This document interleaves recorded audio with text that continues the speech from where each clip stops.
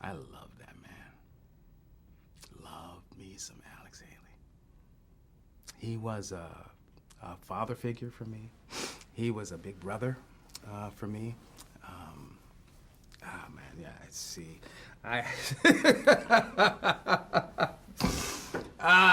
Stephen.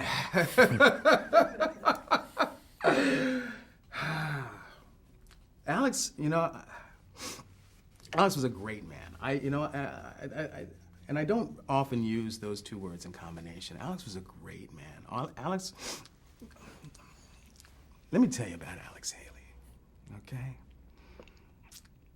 First of all, Alex was one of the most authentic human beings I've ever met. And what I mean by that is that Alex was the same person, whether he was talking to a head of state or the cook in the kitchen.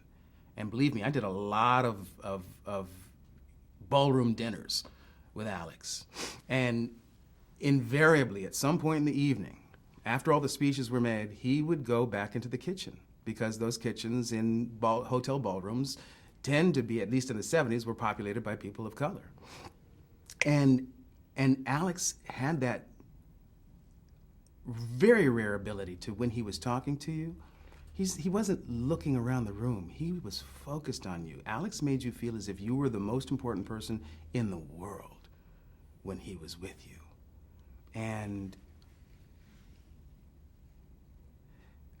here's the kind of man Alex Haley was. When we were on location in Savannah, Georgia, he came to me one day and he said,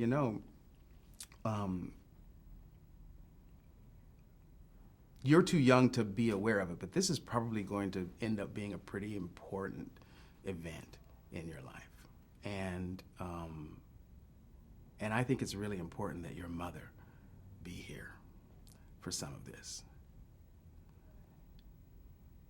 And I know that you can't afford to fly her here. I was on a scholarship at USC. And so I'm sending her a ticket. And he did.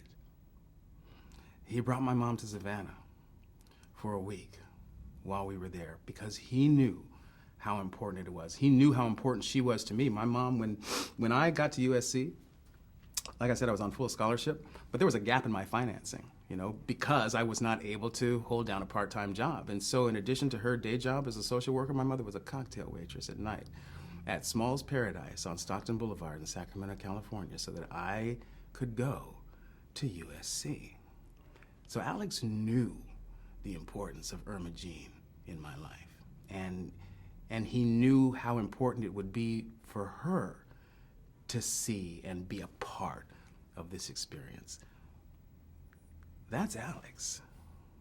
Alex was from the old school, He was from the old school. He had old-fashioned values, and he loved humanity. And he was the best storyteller I've ever met. And I feel like during the course of my 30-year career, I've studied under some of the best. Alex was the first, and then I went on and I studied with Gene Roddenberry, and for 25 years I had a real mentor relationship with Fred Rogers. I have studied with men who are the best at what they do in the realm of storytelling, and Alex Haley was my first and the greatest of my storytelling teachers, in my view. I see and feel Alex with me more often than you can imagine. I feel him at every major passage in my life, the birth of my daughter, when I got married. Alex is always there.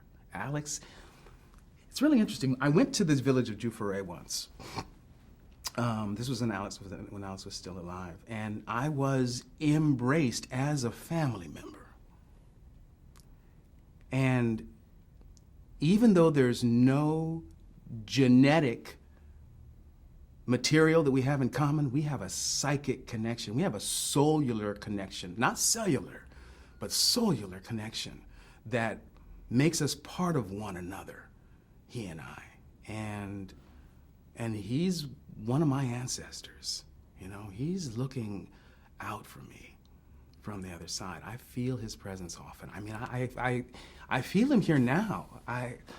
Otherwise, I wouldn't be so emotional. I mean, he's a really important figure in my life. And as I say, he's just a great man, a great soul.